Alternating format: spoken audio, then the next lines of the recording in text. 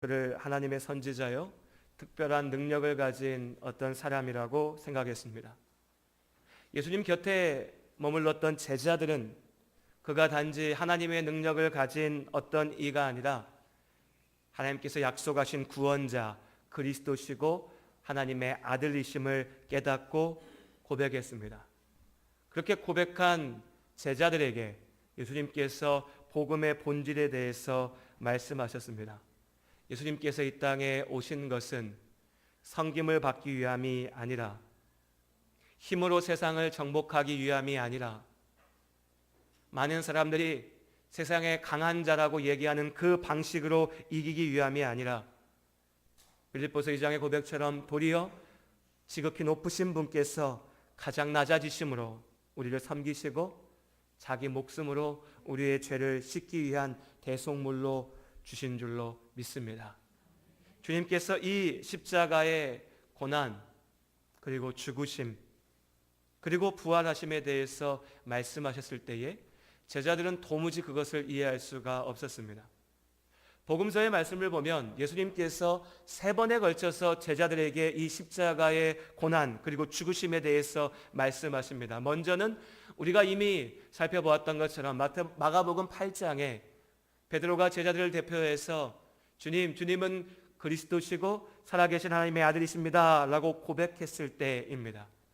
그리고 역시 우리가 이미 말씀을 통해서 보았던 것처럼 주님의 고난과 죽으심과 부활의 복음이 선포되었을 때에 베드로는 절대 그럴 수 없다고 예수님을 붙들고 항변하였습니다.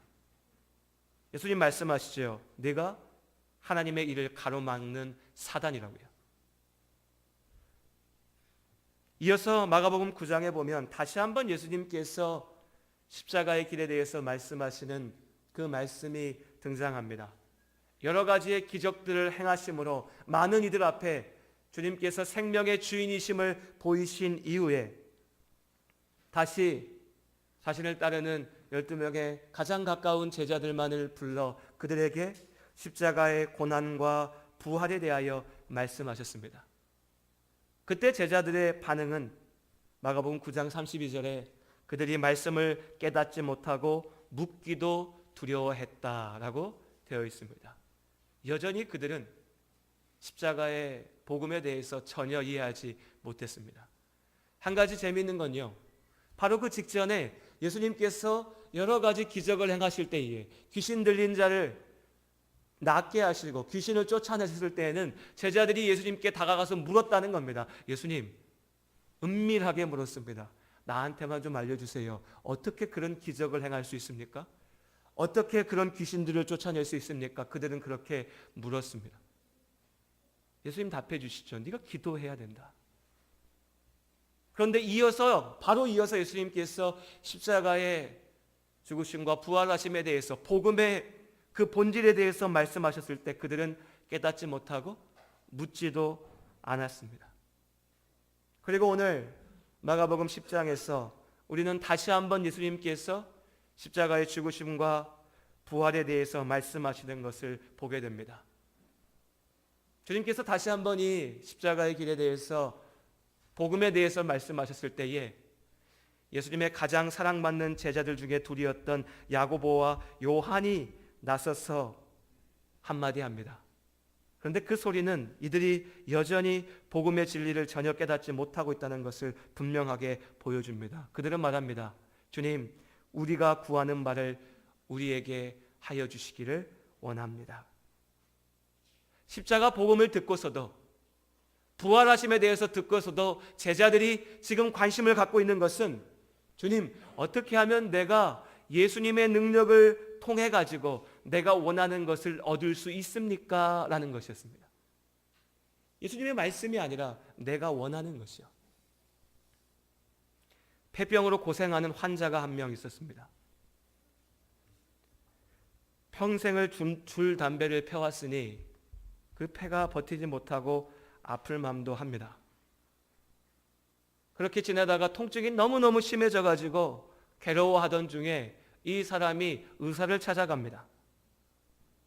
이제 의사는 사진을 찍고 진단을 해보고 난 다음에 아, 이 사람이 참 괴롭겠구나, 아프겠구나. 그러니 나한테 어떻게 하면 이 병을 나을 수 있습니까? 어떻게 하면 내 지금 이 고통을 좀 줄일 수 있습니까? 라고 하는 것을 묻겠구나 라고 의뢰 생각하고 그 환자를 만나러 갔습니다. 그런데 의사 앞에선 환자가 하는 말이 뭐였냐면, 선생님, 내가 평생 피던 담배를 꼭 좀 피고 싶은데 아파서 담배를 제대로 못 피겠습니다. 담배 좀 필 수 있게 해주십시오.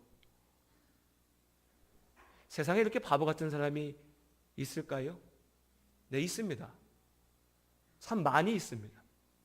그리고 어쩌면 안타깝지만 우리 중에도, 우리의 모습 가운데도 이런 모습이 있을 수 있습니다.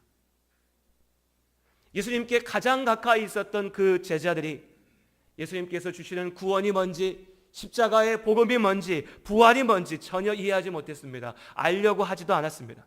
그저 내가 원하는 것을 갖는 것에만 몰두해 있었습니다. 그러나 예수님께서 말씀하십니다. 우리가 믿습니다.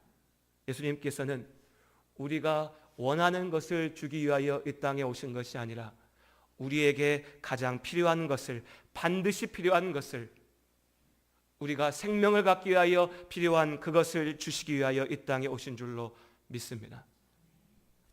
우리의 구원을 위하여서 하나님께서 택하신 유일한 길이 여기에 있습니다.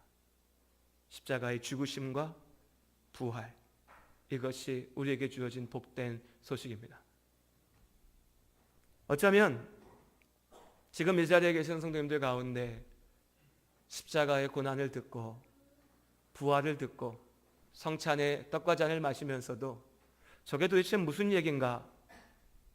나는 사는 게 너무 힘들고 괴로워가지고 교회에 왔는데, 나는 예수의 이름을 통해서 무언가를 얻기 위하여 교회에 왔는데, 교회라도 와서 무언가 좋은 얘기, 무언가 위로가 되는 얘기를 듣고 싶어서 교회에 왔는데 왜 죄를 이야기하고 십자가의 고난을 얘기하고 죽음을 얘기하고 부활을 얘기하는가? 도대체 그런 말들이 나한테 무슨 소용이 있고 무슨 의미가 있는가? 나는 당장 먹고 사는 게 필요하고 돈이 필요하고 내 문제가 해결되는 게 필요한데, 내 몸이 낫는 게 필요한데 이게 무슨 의미가 있는가라고 반문할 수 있습니다. 제자들이 그랬습니다. 예수님 힘을 가지고 우리나라를 독립시켜야죠. 예수님 왕의 자리에 올라서 우리를 그 옆에 함께 하셔야죠. 예수님 능력을 베푸시고 우리에게도 그 능력을 주셔야죠. 기적을 베풀어서 우리가 높은 자리에 함께 하셔야죠. 제자들은 그것을 원했고 그것을 얘기했습니다. 하지만 예수님께서는 분명하게 말씀하십니다. 그것은 사단의 길이고 십자가의 죽으심과 부활의 길이 하나님의 구원의 길인 줄로 믿습니다. 살아계신 하나님의 아들께서 우리를 죄에서 구원하기 위하여 이 땅에 오셨습니다. 우리는 살기 위해서 다른 것들이 필요하다고 아우성을 치지만 하나님께서는 우리가 살면서 부딪히는 모든 문제의 본질이 죄악에 있다라고 진단하셨습니다. 가장 분명하게 진단하신 그 하나님께서 우리를 위하여 예수님께서 나의 죄를 대신하여 죄의 삭스로 죽으시고, 그러나 그 죽음을 이기시고 부활하심으로 우리를 구원하신다는 이 복음을 믿으라고 하십니다. 하나님께서 나를 사랑하신다고 말씀하십니다. 우리가 이 믿음 안에 있습니다. 그리고 이 복음의 믿음 안에 사는 우리 가운데 성령 하나님께서 함께 가셔서 내가 좋아하는 것을 쫓아 사는 삶이 아니라 하나님께서 나를 이끄시는 그 길을 따라 사는 삶으로 우리를 인도하신 줄로 믿습니다.